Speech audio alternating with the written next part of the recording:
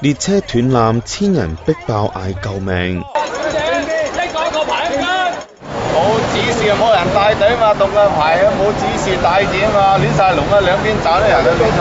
喂，麻煩企翻行路啊，唔該，排隊嘅後邊排啊。慢慢嚟，好唔好？慢慢嚟，好嘛？尋日朝早返工時間，油麻地簡直亂七八糟。冇走嘢就我。你倒不如我不嬲。喂，夠啦！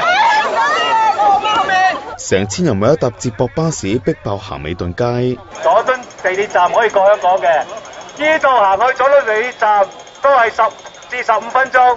搞成咁，因為港鐵列車喺油麻地去唔到佐敦站。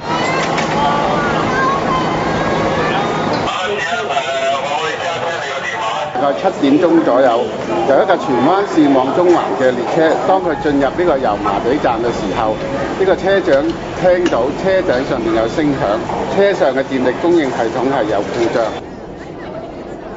有乘客仲話見到車廂有煙有火。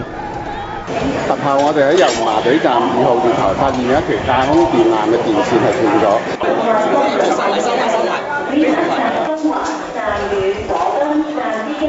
足足搶救咗3個鐘。油麻地地鐵站已經重新開返啦，大家可以落去油麻地地鐵站。唔該。港鐵估計超過10萬人受影響。